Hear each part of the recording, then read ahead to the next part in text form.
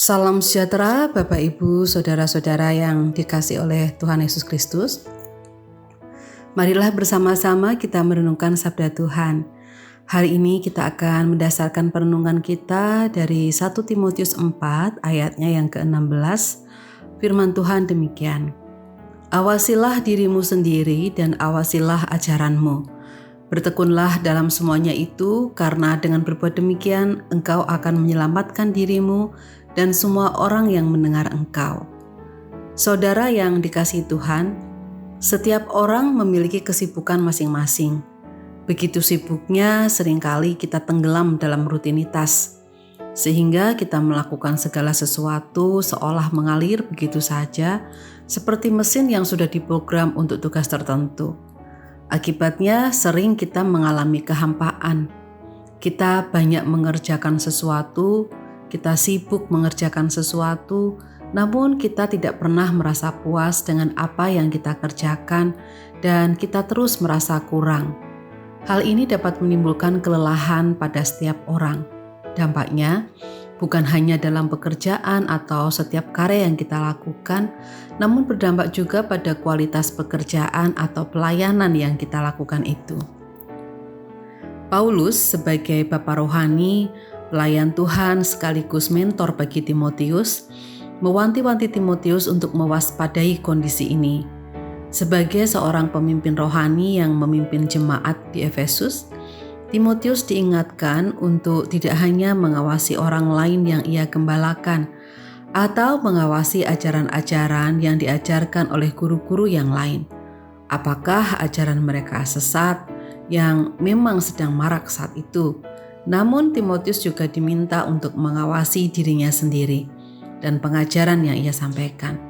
Dikatakan, dua hal ini adalah fondasi yang sangat penting dan mempengaruhi keselamatan dirinya sendiri sebagai pengajar maupun keselamatan orang lain yang ia ajar.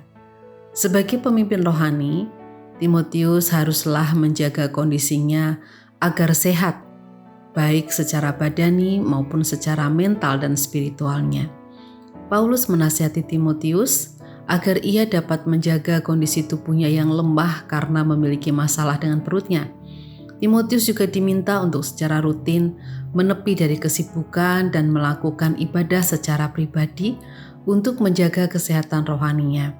Sehat tubuh dan rohani sungguh sangat diperlukan oleh setiap orang, terlebih oleh para pelayan Tuhan.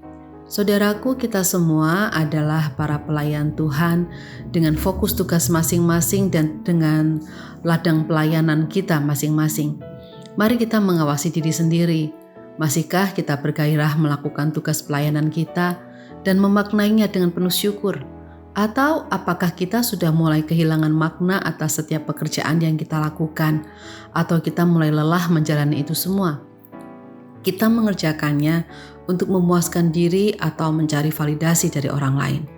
Jika itu yang kita rasakan, mungkin inilah saatnya bagi kita untuk rehat sejenak dan menghidupkan kembali makna pekerjaan atau pelayanan yang kita jalani. Bapak, Ibu, Saudara-saudara yang dikasihi Tuhan, mari bersama kita bersatu di dalam doa. Allah Bapa kami yang Maha Kasih, kami datang kepadamu menaikkan segala ungkapan syukur kami. Kami berdoa untuk setiap pelayan Tuhan dimanapun berada, yang saat ini merasakan kelelahan di dalam pelayanan. Kiranya Engkau berkati mereka, Engkau pulihkan mereka dan mendapatkan damai sejahtera dari aktivitas mereka keseharian. Kami berdoa untuk saudara kami yang merindukan kelegaan dalam hidup karena himpitan persoalan yang mereka hadapi. Kami juga berdoa untuk panitia-panitia Natal, kiranya Engkau berkati mereka agar dapat menyusun berbagai macam kegiatan dengan baik dan apa yang dihasilkan, apa yang dilakukan menjadi berkat bagi umat-Mu.